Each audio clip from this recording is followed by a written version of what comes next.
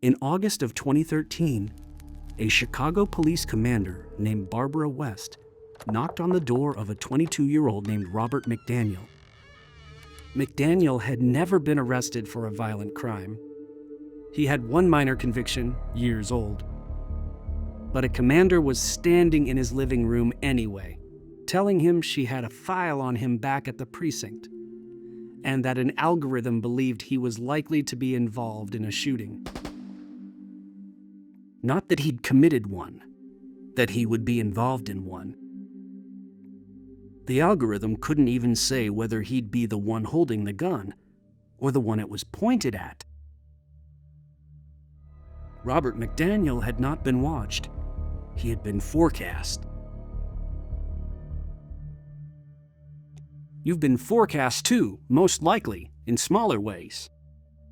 The insurance app that tracks how hard you brake. The risk score attached to your rental application before a landlord has met you. The credit model that decided your interest rate using data you never agreed to hand over, aggregated from companies you've never heard of. None of these systems are watching you in the way a camera watches you. They aren't interested in what you did. They're interested in what you're about to do, and they're already acting on the answer. For most of modern history, surveillance meant observation. Informants, census records, wiretaps, cameras on a pole. The system watched, and a human being decided what the watching meant. Somewhere in the last 3 decades, the model quietly inverted. Police departments built hotspot mapping in the 1990s to predict where crime would happen. By the 2010s, cities like Chicago had moved from predicting places to predicting people, building what the department called the Strategic Subject List, an algorithmically generated score assigned to hundreds of thousands of residents, ranking each one's statistical proximity to violence. The tool wasn't built to catch anyone breaking the law. It was built to guess who might before they had the chance. McDaniel's case wasn't an isolated glitch. Independent researchers who later studied Chicago's list found that the people it flagged as like future homicide victims were, statistically, no more likely to become victims than an ordinary comparison group pulled at random. The forecast wasn't especially accurate. It was just confident, and it was already shaping how officers treated the people on it. The prediction became the intervention. Officers visited McDaniel's home repeatedly. Neighbors assumed he was informing on them. A film crew researching predictive policing showed up at his door too, drawing even more attention. Within 2 years, McDaniel had been shot twice. In a chain of events his family traces directly back to the list that was supposed to keep him safe. The system built to forecast violence didn't just fail to prevent it. In McDaniel's case, it appears to have helped manufacture the exact outcome it claimed to be predicting. Picture it less like a camera and more like a betting market.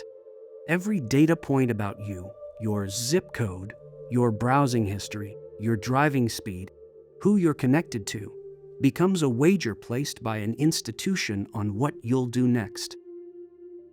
The market doesn't wait to see if the bet is right. It moves resources, attention, and consequences into place in advance, based on the odds it's already calculated.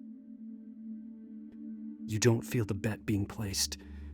You only feel its consequences arrive, dressed up as a rejected loan, an unexpected home visit, or a price that's mysteriously higher than your neighbor's.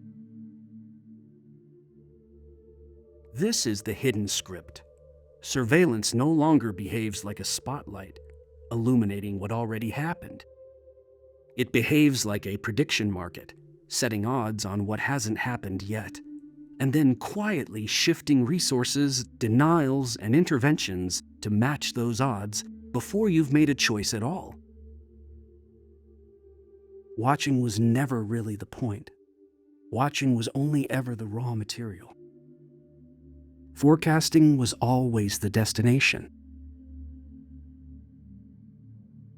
Once you see the pattern, it stops being a story about policing. In 2016, journalists at ProPublica examined a different risk-scoring tool, Compass, used by courts across the United States to help set bail and sentencing. They found that black defendants who did not go on to reoffend were nearly twice as likely as white defendants to be wrongly flagged as high risk by the algorithm. The same underlying logic runs through hiring software that quietly filters out resumes, insurance models that price policies by inferred behavior, and immigration systems that flag travelers as risks before they've reached a border checkpoint. Different industries, different consequences, the same operating principle. Score first, decide in advance, explain later, if ever. None of this runs on a single government mainframe in a back room. It runs on a sprawling, mostly private industry. Data brokers who aggregate purchase histories and location trails, analytics firms that sell risk scoring software to police departments and insurers alike, and technology contractors who build the dashboards public agencies now depend on to make decisions.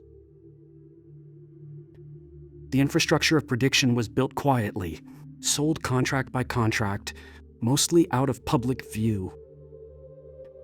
By the time any of us noticed it existed, it was already load-bearing. Every one of these systems was introduced using the language of safety. Fewer crimes, fairer lending, smarter borders. But safety was never the metric being optimized. Efficiency was. Liability reduction was. The ability for an institution to say, if something goes wrong later, that the decision was made by the data, not by them. A system optimized to protect an institution from blame is not the same as a system optimized to protect a person from harm. They can look identical from the outside. They rarely are. Robert McDaniel was never really under surveillance in the way the word suggests. Nobody needed to watch him closely to control what happened to him. He had already been scored, sorted, and acted upon before a single camera needed to point his way. That is what power looks like now. Not a wall, not a soldier, not a locked door. A forecast, quietly filed somewhere you'll never see, deciding the odds of your life before you've had the chance to live it. So the next time an app, a landlord, a lender, or an officer treats you a certain way before you've done anything to earn it, the old question, "Am I being watched?" is no longer the useful one. The question underneath it is, what forecast was already made about me? Who made it? And what odds did they set before I ever walked through the door? That is the real script behind modern power, not observation. Prediction. If this changed how you see the systems around you, subscribe. The next episode goes one layer deeper into how these forecasts get built in the first place.